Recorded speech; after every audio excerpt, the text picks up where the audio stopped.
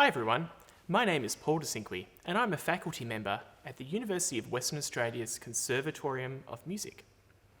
This video is designed to help you with aural and specifically recognising intervals orally for the ATAR syllabus. Before we begin, intervals are tricky to teach because it really depends on how you have been learning in your classroom. You might find some of these strategies helpful and others not so much. However, there should be something for everyone that helps you in recognising intervals within this video. One strategy that helps many students is having interval songs, or a song or a piece of music that starts with the interval that we need to know. For example, here is the first phrase of Somewhere Over the Rainbow.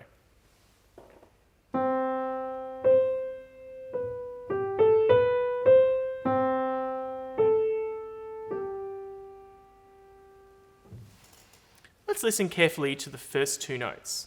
They are an octave apart. The distance is from tonic to upper tonic, do to do, or scale degree 1 to upper 1. So that's an octave, and you can remember the first two notes of Somewhere Over the Rainbow demonstrate an ascending perfect octave. Let's try another one. I'm going to play you a note. Can you sing or hum or whistle or think the first three notes of the Australian National Anthem starting on that note? Here it is.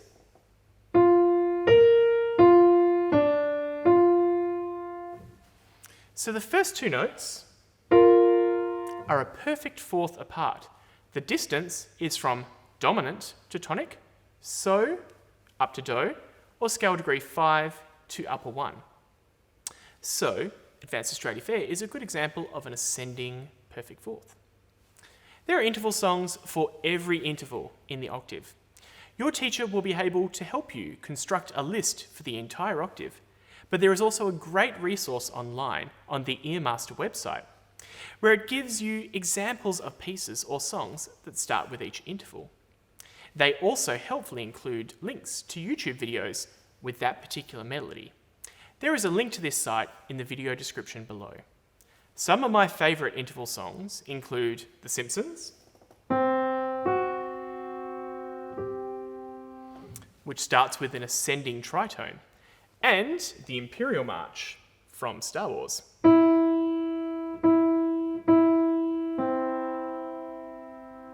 Which starts with an ascending major third. For those of you who have used a lot of solfege in your school, you can use solfege to practice your intervals. Singing this little exercise will help you revise your intervals within the major scale. Start off with the seconds in the major scale. Play it on the piano, hand sign it, and sing at the same time up and down the scale. I'll show you the beginning of this exercise so you know what I mean.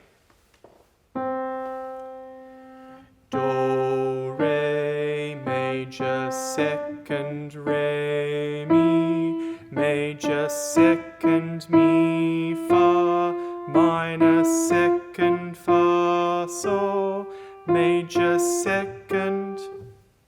I can do that with thirds as well.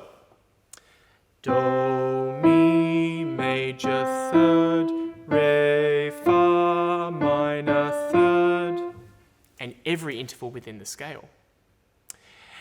Especially if you know your chromatic hand signs, you can do this for every interval, including all of the minor seconds and the minor thirds and the minor sixth, which can be difficult. For those of you that haven't learned solfege, you can still do this exercise. You can just use scale degree numbers instead. So for example,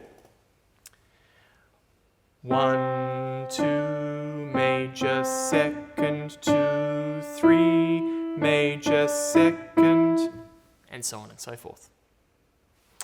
Another strategy when you find you have a big interval, especially one that's descending, is to invert that interval. Have a listen to this large descending interval. Now that sounds difficult, but what if we imagine that we turn that upside down? I'm going to take the bottom note and put it on the top. So instead of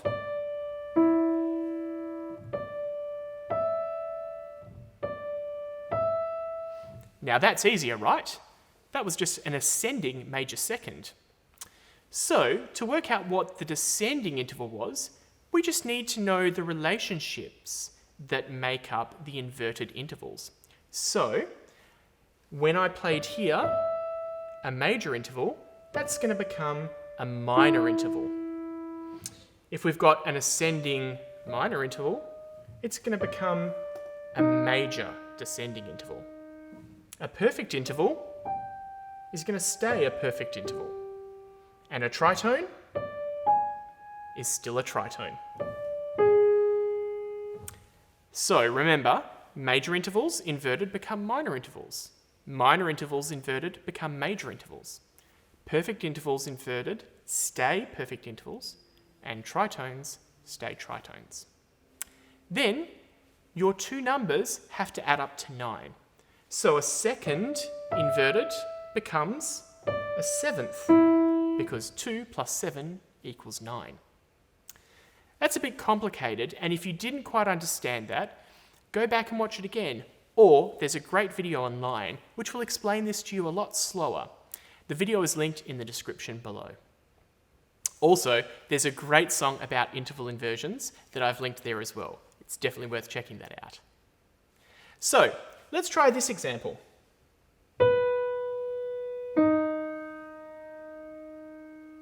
So, it's a big descending interval. Let's flip it.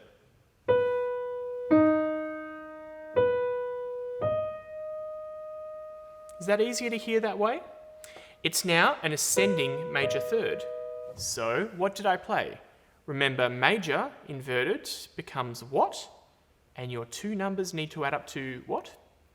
Pause the video, work out what the inversion of a major third is, and then I'll tell you the answer.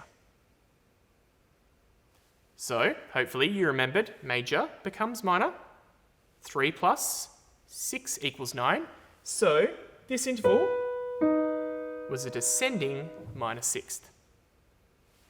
Finally, I suggest you practice intervals in pairs.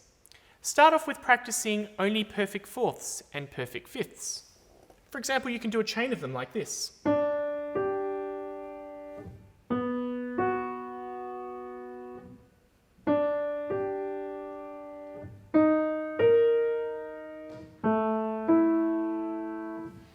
Once you're feeling comfortable with that, you can add another pair. How about you try minor sixths and major sixths?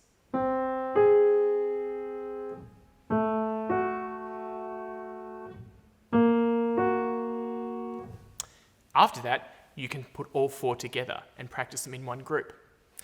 But the best way to improve on interval recognition is to keep practicing. If you want to practice these further, go to Tailor and select intervals from the Exercises tab.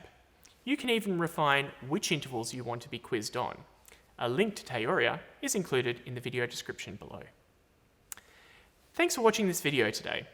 You can keep playing your instrument at UWA in one of our many ensembles and get credit towards any undergraduate degree. We have orchestras, bands, jazz groups, choirs, guitar ensembles, and a host of other smaller groups you can participate in. Check out our broadening unit list in the video description below, and good luck for your ATAR Music Studies this year.